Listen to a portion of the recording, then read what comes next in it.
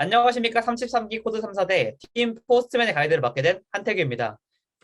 이번 탐사는 서비스 소개, 기술 스택, 기능 시연, 멤버 소개, 회고, Q&A 순으로 진행하겠습니다.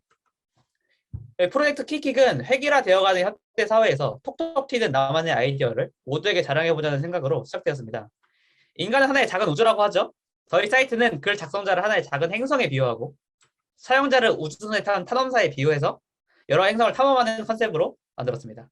탐험하는 와중에 만약에 공감 가는 글이 있다면 우주비 행사, 특이한 글이 있다면 외계인표를 행사할 수 있습니다. 이런 탐험가들의 투표가 모여서 작성자들의 성향을 결정하게 되는 사이트를 만들었습니다. 많고 많은 커뮤니티가 있지만 거기에 저희만의 독특한 컨셉을 더해서 사용자들이 사용하는데 재미를 느끼길 기대하고 있습니다. 이번 탐사에 사용된 장비들도 같이 함께 볼까요? 기본적으로 코드는 JS로 구성되어 있습니다. 그리고 엑시오스를 사용해서 프론트와 백엔드가 소통하였고 실시간 알람을 통해서 소켓 IO를 라이브러리를 이용하고 있으며 멀터를 통해서 함구로 접근할 수 없는 백엔드에서 파일 업로드 작업을 수행하였습니다. 배포는 AWS 클라우드 서비스를 이용하였고 코드 빌드, 코드 디벨롭, 코드 파이프라인을 통해 웹페이지를 자동 배포하였습니다. 클라이언트 부분은 S3를 통해서 정적 웹호스팅을 하였고 백엔드와 데이터베이스는 각각 EC2와 RDS를 통해서 서버를 구성하였습니다. 프론트 파트에서는 자유도가 높은 리액트를 통해 SPL을 구현하였고 리액트 라우터를 이용하였습니다. 변수를 활용하고 클래스명이 겹치는 일을 미연에 방지하고자 스타일드 컴포넌트를 이용하였고 프론트엔드에서 아토믹 파일 구조를 채택을 했는데 이를 통해서 소통을 좀 더 원활하게 하기 위해서 스토리북을 사용하였습니다. 백엔드 파트에서는 익스프레스의 도움을 받았고 연관지어지는 데이터들이 많기 때문에 MySQL을 사용했으며 마이그레이션을 통해서 DB 환경을 쉽게 통일할 수 있기 때문에 시퀄라이저를 사용했습니다.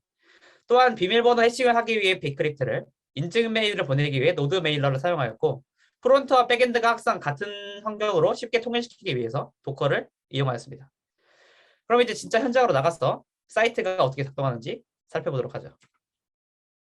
메인 페이지는 커뮤니티라는 특성상 추천 게시물과 공지, 이벤트 등을 간략하게 보여줍니다.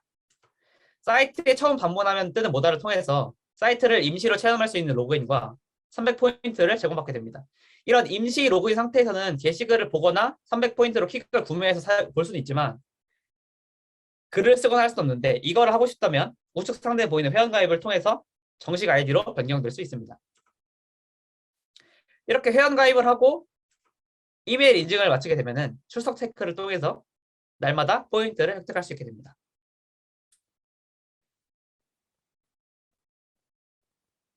로그인을 마쳤다면 이제 사이트를 이용하러 가봐야겠죠.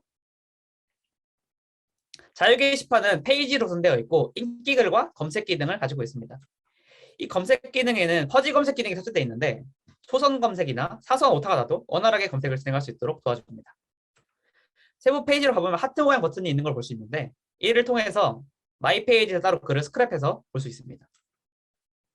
그리고 글을 등록할 때는 우측 미리 보기를 통해서 자신이 작성한 글의 현황을 실시간으로 확인해 보면서 글을 작성할 수 있습니다.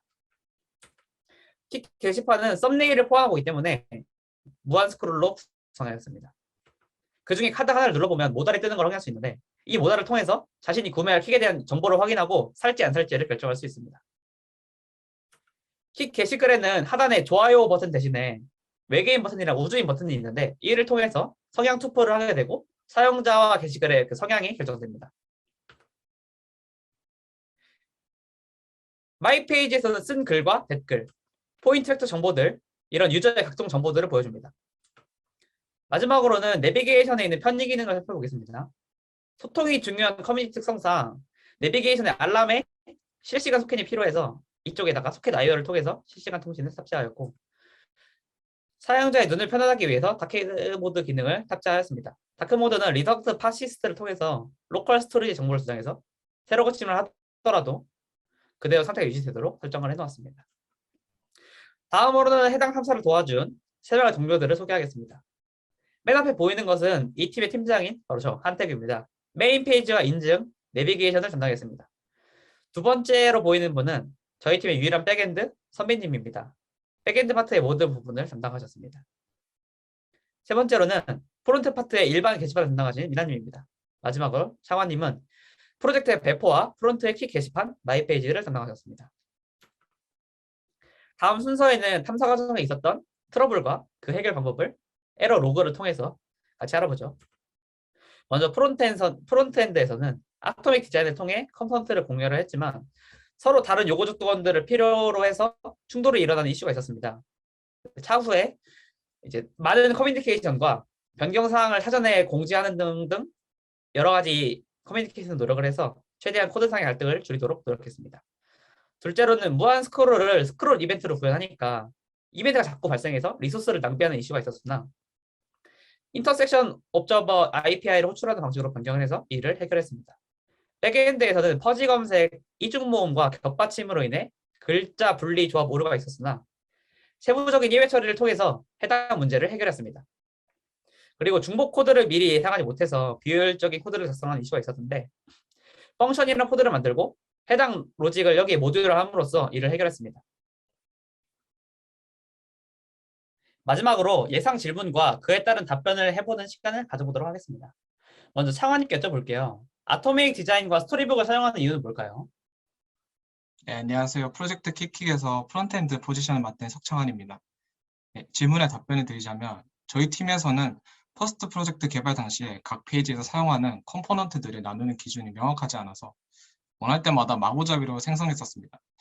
그로 인해서 전체 코드가 불분명해지고 에러 핸들링이 많이 어려졌던 이슈가 있었습니다. 그래서 프로젝트 중반쯤에 새로운 기능을 추가하려고 할 때 코드가 정돈되어 있지 않아 큰 어려움을 겪었습니다. 그래서 이번 프로젝트 때는 컴포넌트들을 나누는 명확한 기준이 있어야 된다고 생각해서 관련 정보를 찾아보다가 아토믹 디자인에 대해서 알게 되었고 아토믹 디자인의 설계 방식에 대해서 공부해 본 결과 리액트의 컴포넌트 기반 개발 방식과 아토믹 디자인이 어울린다고 생각해서 적극적으로 도입하였습니다. 그리고 스토리북을 프로젝트에서 사용한 이유는 아토믹 디자인의 바텀업 방식의 개발에서 팀원 간의 컴포넌트 공유와 컴포넌트 테스팅을 하기 위해서 사용하였습니다. 답변은 여기까지입니다. 재사용하기 정말 좋았을 것 같아요. 이번에 미나님, 글쓰기에 사용하신 에디터는 뭔가요? 네, 안녕하세요. 이번 프로젝트에서 프론트엔드를 담당한 황민환입니다. 글쓰기에 사용한 에디터는 퀼입니다. 퀼이라는 에디터는 한글 입력 문제가 적고 데스크탑과 모바일 모두 지원하며 사용법이 간편하고 툴바를 자유자재로 커스텀할 수 있다는 장점이 있어 채택하게 되었습니다. 사용 중 문제점이라면 퀼의 기본 이미지 업로드 시 베이스 64로 인코딩된 5,000자가 넘어가는 데이터 스트링을 전달하는 것입니다. 그렇기 때문에 이미지를 서버에 전달해주기 위해 따로 이미지 핸들러를 붙여서 제어해줘야 했습니다. 제 답변은 여기까지입니다. 핸들링을 잘하셨네요. 선배님, 퍼지 검색이 정말 신기했는데 그걸 어떻게 구현하신 거죠? 네, 백엔드 파트를 맡은 김선빈입니다. 먼저 자바스크립트의 한글 코드 구성을 이용해서 글자를 초성, 중성, 종성으로 분리했습니다. 초성만 있을 때는 그 초성으로 시작하는 모든 글자를 검색할 수 있도록 코드의 범위를 정규 표현식으로 전환해서 초성 검색을 구현했고 오타 검색을 구현하기 위해서 불리한 초, 중, 종성의 위치를 변화시키거나 키보드 상에서의 인접키로 조합해서 검색했습니다. 제 답변은 여기까지입니다. 마지막으로 태균님께 여쭤보겠습니다. 왜 실시간 알람 기능에 웹소켓이 아니라 라이브러리인 소켓.io를 사용하셨나요? 제가 대답하겠습니다. 웹소켓은 빠르고 데이터를 적게 사용하는 장점이 있지만 이벤트를 단순히 듣고 보내는 것만 가능하다면 소켓.io는 연결 실패 시에도 다른 방식으로 연결을 시도해줘서 웹소켓이 지원되지 않는 브라우저에서도 풀링을 통해 메시지를 양방으로 주고받을 수 있고 브로드캐스팅 기능을 통해서 클라이언트에만 정보를 전달하는 것도 가능한 장점이 있어서 이를 이용하게 되었습니다. 더 이상 남은 질문이 없는 것 같네요. 그러면 다사다난했던 프로젝트를 무사히 끝마칠 수 있게 해준 팀원들에게 감사의 인사를 드리면서 발표를 마치도록 하겠습니다.